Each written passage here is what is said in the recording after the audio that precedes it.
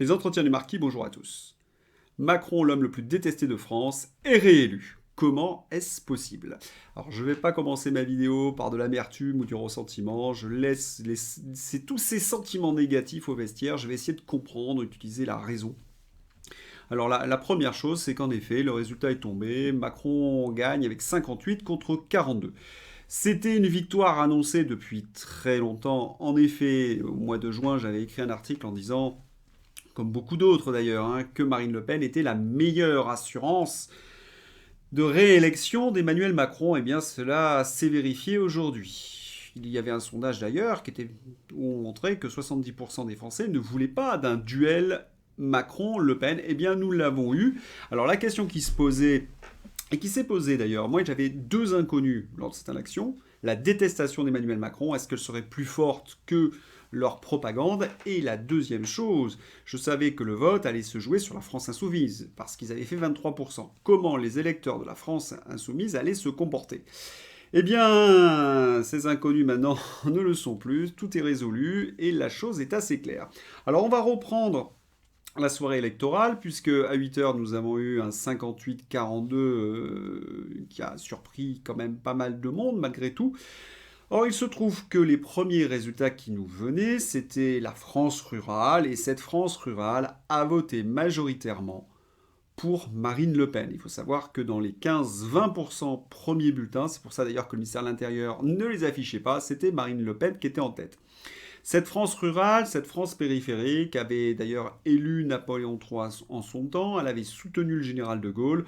Aujourd'hui, elle est minoritaire puisque la suite du dépouillement va le montrer, puisqu'on va avoir une inversion des résultats. En effet, au fur et à mesure de la soirée, notamment vers 10h, on est à 42% du dépouillement et Macron est à 51% et Marine Le Pen à 49%. Donc il y a encore un équilibre et c'est toujours cette France périphérique contre la France des centres-villes, mais la France périphérique a plus de poids, bien sûr. C'est pour cette raison que Marine Le Pen résiste. Et puis arrivent les résultats des centres-villes et là vous avez une inversion totale puisque cela se termine à 58 contre 42, notamment quand l'Île-de-France apporte ses résultats. Alors, la première chose que l'on peut se poser, mais qui vote Macron? Eh bien, là, nous avons une carte très très claire des électeurs de Macron. Nous avons l'Ouest, qui était généralement centriste, qui est tourné vers l'Europe. Cet Ouest, d'ailleurs, c'est assez intéressant parce qu'il y a énormément de cadres parisiens qui sont venus se loger dans toutes ces régions, des villes qui se sont agrandies, et bien, vous avez cet électorat bobo, de gauche qui vote Macron, de gauche-droite, centriste, qui vote Macron. C'est le terreau naturel d'Emmanuel Macron. Ensuite, vous avez évidemment les LR qui se sont rapportés sur Emmanuel Macron. On a par exemple le 92, les Hauts-de-Seine, qui ont voté à plus de 80% Emmanuel Macron, comme les centres-villes.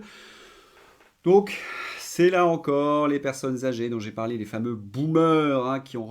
Alors, quand je parle seulement des boomers qui votent à droite, évidemment, il y a des boomers résistants, je le sais. Mais en tout cas, c'est un fait que nous avons. Ils ont voté massivement pour Emmanuel Macron. Et puis, enseignement assez étonnant, les banlieues, souvent proches des islamistes, qui étaient tenues par la France insoumise, ont voté majoritairement Emmanuel Macron, à plus de 70% par exemple pour la Seine-Saint-Denis. Donc on a une sorte d'alliance de la carpe et du lapin, de la gauche radicale avec le bobo mondialiste et européiste. D'ailleurs, Éric Coquerel, un des membres influents de la France insoumise, l'a clairement annoncé, il fallait empêcher que Marine prenne le pouvoir. Donc ils ont donné des consignes de vote, et vous le savez, il y a eu, certes, certains se sont abstenus ou ont voté blanc, mais pour beaucoup, ils ont voté Macron à plus de 42%. Et ce sont bien les électeurs de la France insoumise qui ont fait élire Emmanuel Macron. C'est-à-dire, c'est ce peuple de gauche qui a fait élire Macron. Oui, oui, le Macron si détesté. C'était des gens parfois que l'on rencontrait dans les manifestations contre le pass vaccinal, contre le pass sanitaire. Ces gens-là ont voté Emmanuel Macron. C'est-à-dire qu'ils ont voté pour l'obligation vaccinale en septembre. Ils ont voté pour que les enfants soient vaccinés dès le plus jeune âge, etc. Je ne comprends pas ce genre de folie. D'ailleurs, cette schizophrénie LFI, nous l'avons vu sur nos écrans de télé, nous avons vu des manifestations de la France insoumise dans pas mal de villes qui sont allés se taper sur des CRS alors que leurs membres avaient demandé de voter pour Emmanuel Macron. Je ne sais pas comment ça va se passer à la France insoumise, mais ça sera intéressant dans les prochaines semaines. Voilà. Alors, pour la faute aussi certainement au candidat Marine Le Pen. Hein. Marine Le Pen, il y a un imaginaire en France, il y a un logiciel contre Marine Le Pen et elle ne pourra jamais franchir les 50%. Il faudra absolument un candidat neuf, un candidat qui n'ait plus ce passé. On n'y peut rien, quel que soit, je ne parle pas des comment dirais-je, même des qualités ou des défauts de Marine Le Pen. C'est ce nom de Marine Le Pen qui empêche les gens de voter. Je suis allé voir sur les réseaux sociaux, les gens nous ont expliqué qu'ils détestaient Macron, mais ils ont voté Macron ou ils se sont abstenus à cause de Marine Le Pen. Donc il y a quelque chose qui ne va pas. Et les gens du Rassemblement national qui nous expliquaient que non, elle pourrait être élue et tout, etc. Non, ce n'est pas possible. À un moment donné, il faudra quand même que la chose soit claire. J'ai fait campagne pour Marine Le Pen parce que j'étais contre Macron, mais je suis bien obligé de reconnaître qu'à chaque fois, elle perd et on ne peut pas continuer à se présenter 8, 10, 12 fois et d'aller de défaite en défaite. C'est la France qui perd aussi. Donc, il va falloir revenir sur quelque chose.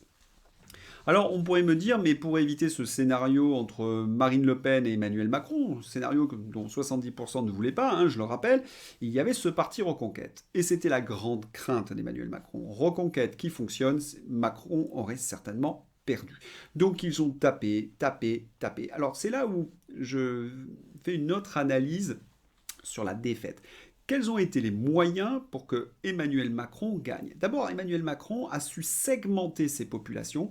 Il leur a parlé systématiquement les unes après les autres. Hein, c'est ce fameux en même temps. On parle aux bobos, on parle aux populations immigrées, on parle aux gens de gauche avec le wokisme ou l'écologie. On parle, voilà, il segmente son discours, il sait s'adresser.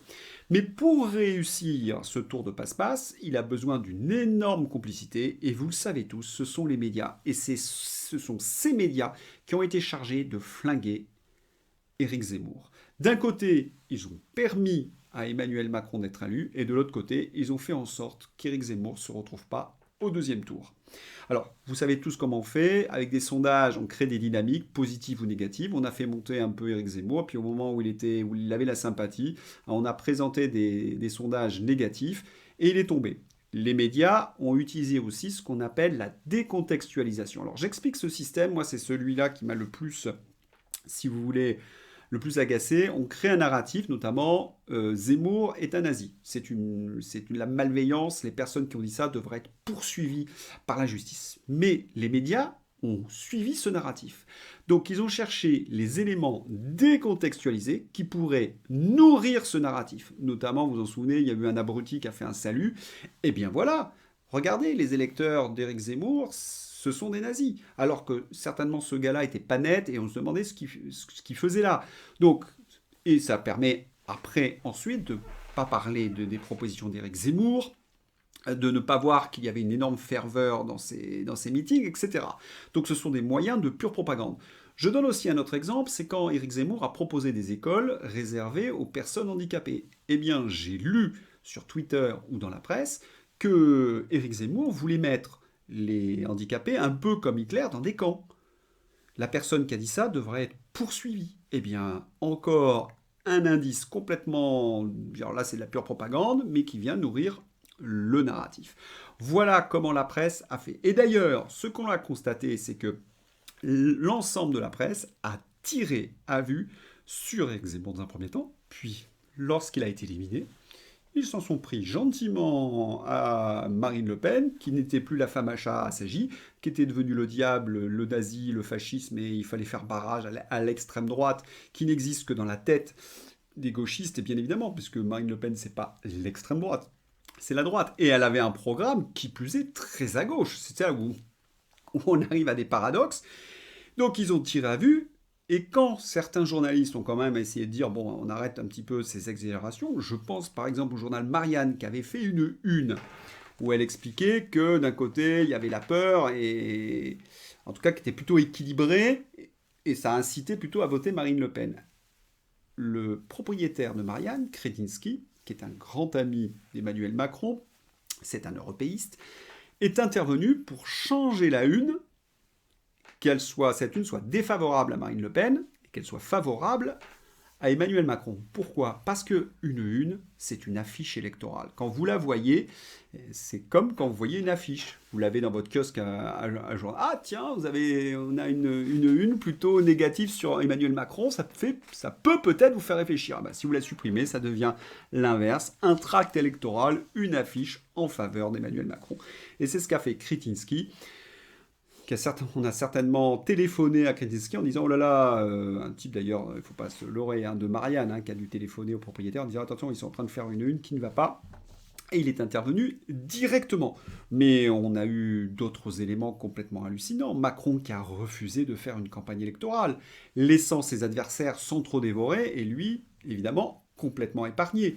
Macron refusant toute forme de débat. Il n'a débattu qu'une seule fois avec Marine Le Pen, et encore dans des conditions, il faudrait y revenir, donnant ces petits, j'ai envie de dire, vidéos de propagande, là, à gauche, à droite, où il va serrer des mains, où il va dire n'importe quoi, souvent d'ailleurs fondé sur des mensonges. Aucun journaliste vient de débunker, à part 2-3 comme André Berkoff.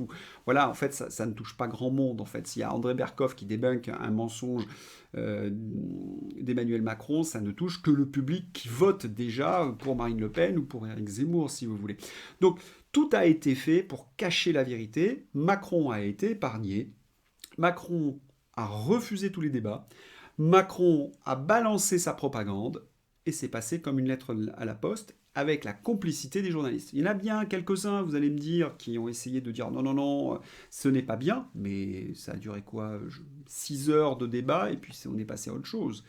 Donc on a vraiment eu une élection qui a été tronquée, qui a été volée complètement, avec une totale maîtrise de la part de l'Élysée. Et c'est ça qui me fait frémir. C'est-à-dire qu'à l'Élysée, ayant toutes les manettes, les médias, les sondages, les élites, ils ont toujours eu un ou deux salopards pour monter au créneau, pour dire des choses tout à fait épouvantables, abominables, les Raphaël Antoven, ou alors un médecin, Gilles Doré, Gilbert Doré, je confonds toujours les deux. En même temps, il y a peut-être une analogie entre Gilles Doré et Gilbert Doré, celui qui veut piquer les enfants de force. Voilà. Donc, ils ont eu toute une série de médias à leur service, et nous, on n'a rien pu faire pour contrer. Et c'est là où il faudra peut-être réfléchir, parce que quand on regarde les résultats, les Français ont voté à 38% pour Emmanuel Macron, Marine Le Pen, plus l'abstentionniste, plus les bulletins nuls, c'est plus de 62%. C'est-à-dire qu'on retrouve grosso modo la détestation de Macron dans nos sondages. La seule chose, c'est qu'on a été divisé, clivé, découpé en catégories, et on n'a pas pu se rassembler. Et c'est la chose qu'il faudra faire, qu'il faudra penser. Comment arriver à rassembler les Français et surtout à les convaincre, ces Français de centre-ville, parce que si on ne les a pas, on ne pourra jamais gagner une élection. Voilà, bien à vous.